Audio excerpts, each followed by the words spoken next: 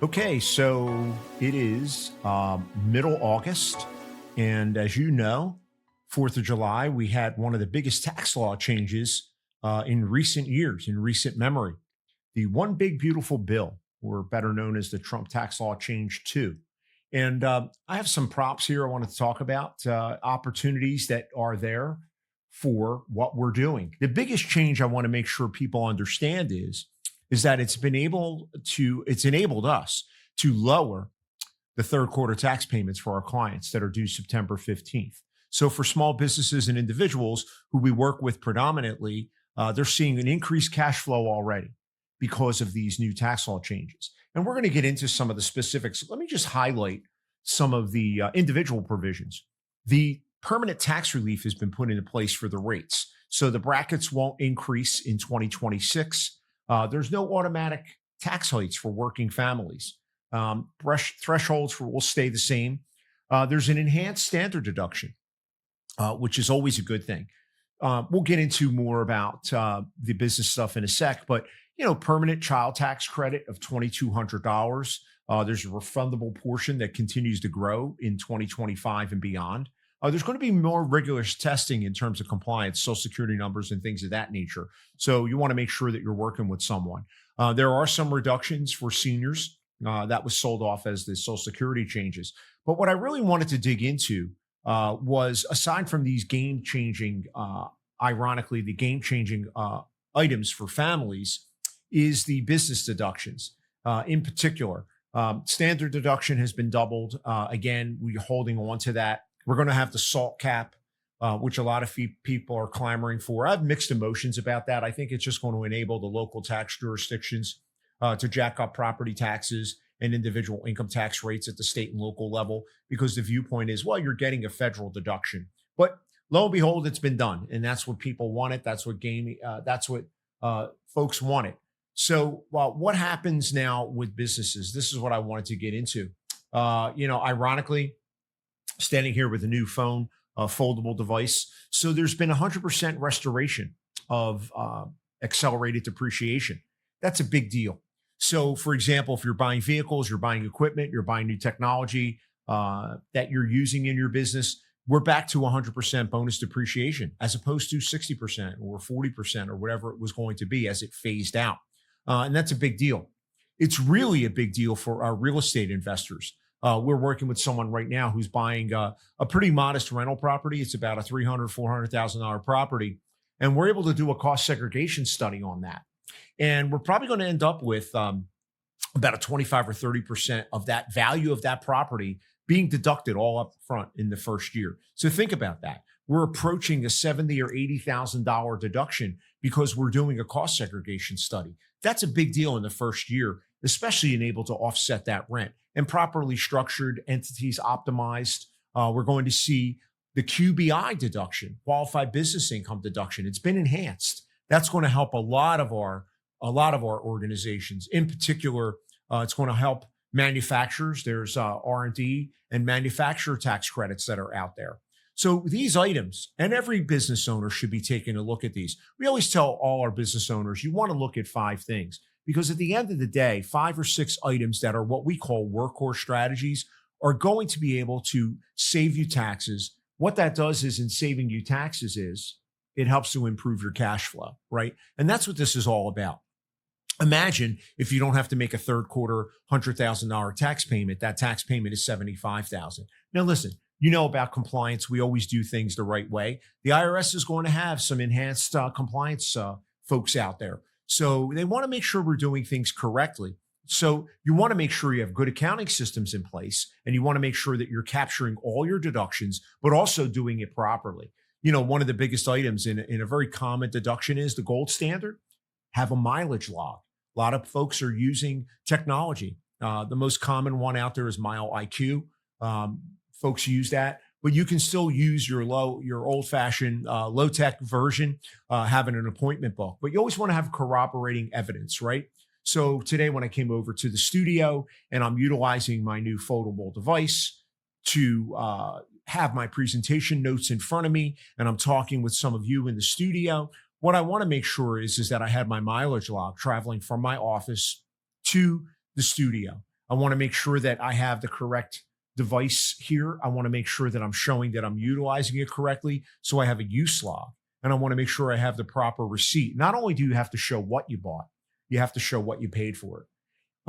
As far as the bigger items, estate planning, that has been memorialized as well. You're going to get close to $14, $15 million per person estate tax exemption, which is huge. When your legacy and you're passing on your family business for our small business owners that we're working on, it's nice to know that at the federal level, there's an opportunity to create that legacy for your family. And again, local donor advised funds and things of that nature. So if you're taking care of your favorite charities or you're bequeathing particular assets, you can do that in kind with stock and things of that nature. There's a lot of opportunities, again, for small business owners. All of these assets, by the way, are done as of January 19th, 2025. So be careful with that. You want to make sure you get the idea to roll that back. Again, for our working families, our business owner members, we help them. There's a child tax credit for childcare, 40% credit rate, up from 25%. That's huge. Higher limits, $500,000 per year for most employees and small businesses. And there's expanded eligibility for a third party. Just looking at our notes. Remember, with our one-time deduction, you're up to $2.5 million of new equipment.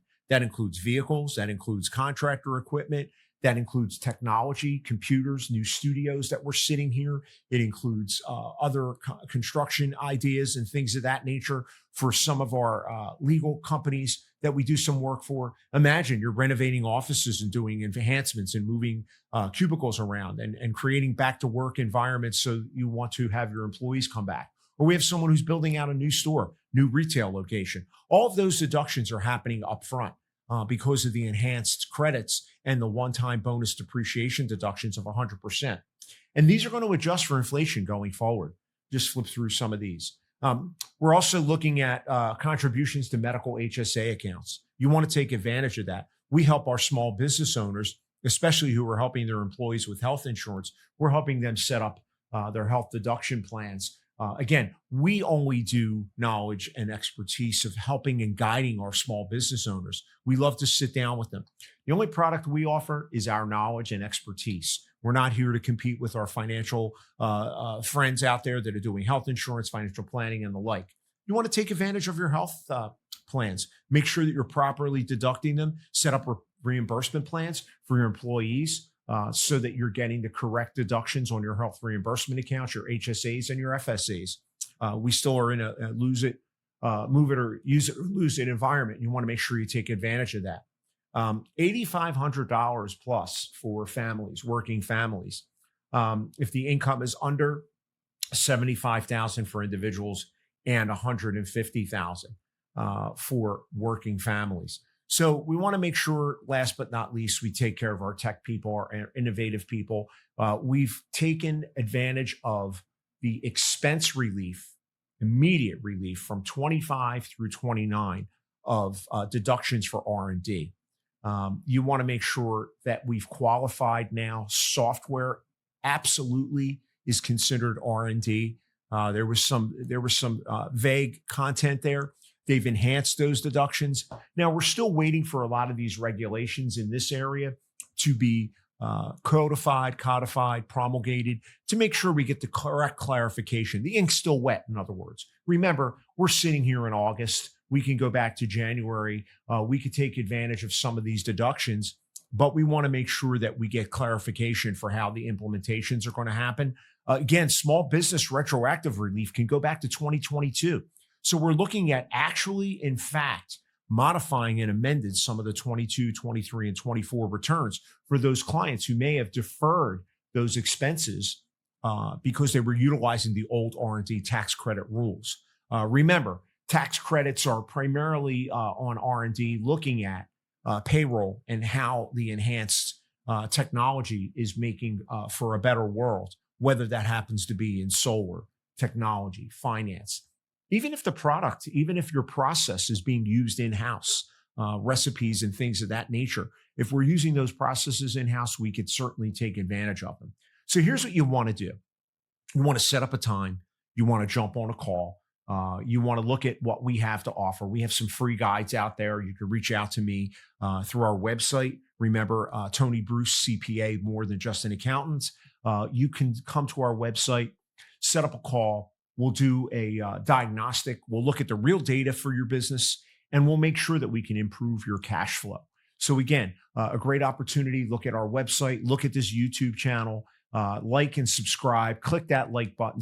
Click the subscribe button. Let me know if you have any questions. We get a lot of questions. And as we answer those questions, we also clarify some of the ideas for folks that may want to reach out to us. Again, looking forward to helping you, increasing your cash flow. That's the number one thing we do through our tax planning and advisory. Tony Bruce, CPA, more than just an accountant. Have a great day. Enjoy the rest of the summer, and let's close out this year and crush it. Talk soon.